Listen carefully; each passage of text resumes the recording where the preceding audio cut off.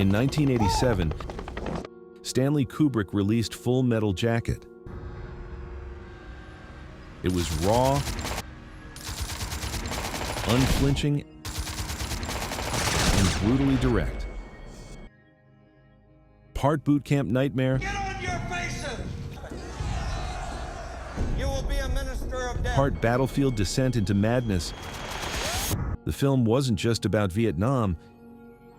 It was about history, about violence, and about Kubrick's relentless obsession with how systems shape human beings.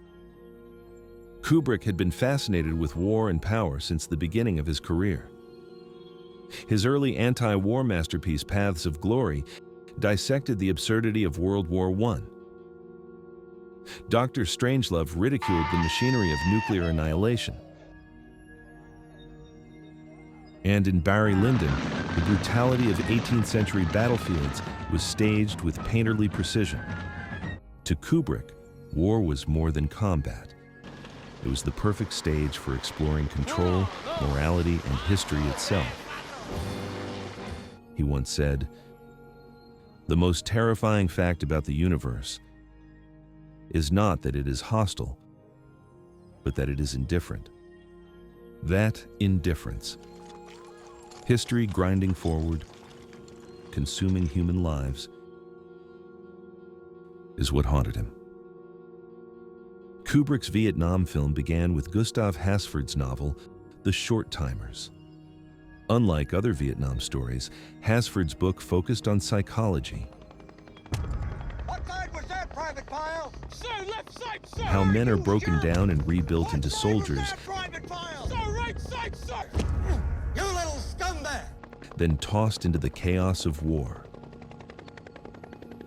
This duality captivated Kubrick. Not allowed to die. He designed the film with a sharp split. The first half in boot camp, where men are transformed into weapons. The second half Here before the Marine Corps. in Vietnam, where those weapons are deployed, To the Corps. often in absurd, uncontrollable, The Marine Corps wants killers. and tragic ways. But the Marine Corps lives forever. While Oliver Stone's platoon showed the battlefield, Kubrick wanted to dissect the machinery that produced soldiers in the first place. Making Full Metal Jacket was anything but simple. Kubrick, famous for refusing to travel far from home, transformed abandoned gasworks outside London into war-torn Hue City. Tropical palm trees were flown in.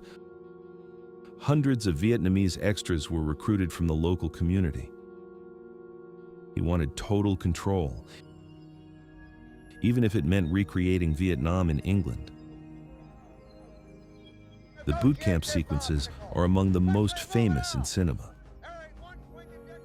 Much of their authenticity came from R. Lee Ermey.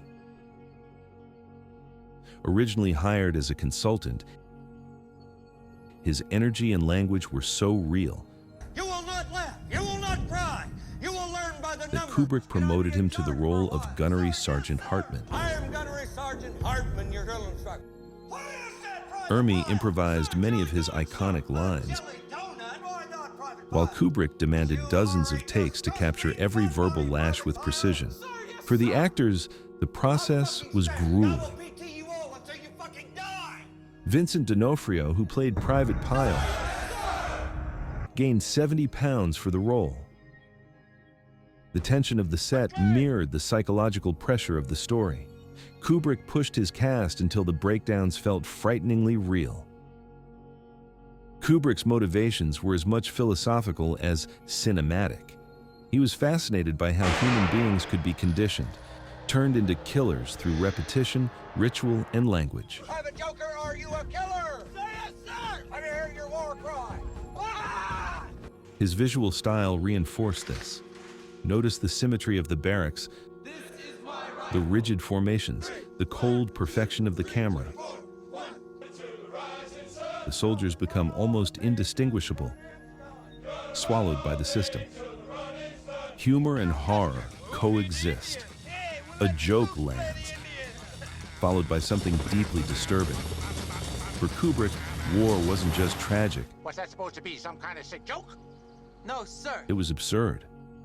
This is why Full Metal Jacket is laced with dark comedy, pop songs, and surreal irony. Man, I really do. The Marines march through rubble singing the Mickey Mouse Club theme song.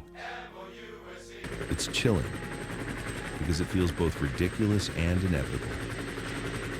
Even the music choices reflect this clash.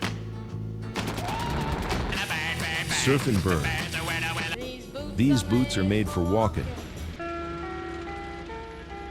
Songs of youth and innocence play over scenes of destruction. Kubrick was saying, war isn't separate from culture. It's part of it, baked into the fabric of history. When Full Metal Jacket was released, it was compared immediately to Platoon and other Vietnam films of the era. Over time, the film has become one of the most quoted, studied, and imitated war movies ever made. Its boot camp sequences are burned into popular culture. R. Lee Ermey's tirades have been parodied endlessly, What is your major malfunction, numbnuts? from comedy sketches to video games. Yet beneath the quotable lines lies Kubrick's deeper message that war is a machine and history keeps feeding young men into it. For Kubrick, Full Metal Jacket wasn't just about Vietnam. It was about the human condition, about how easily we surrender individuality to systems of power, about how history repeats itself in cycles of violence. He left us with a film that is both chilling and hypnotic, a reminder that behind the spectacle of war are young lives reshaped, consumed, and often destroyed. And in the end, as the soldiers march into the night singing, Kubrick leaves us with a question. Are we watching history, or are we watching ourselves? What do you think Kubrick was trying to say in Full Metal Jacket? Let us know in the comments below. And if you enjoyed this deep dive into cinema history, subscribe for more stories behind the films that changed how we see the world.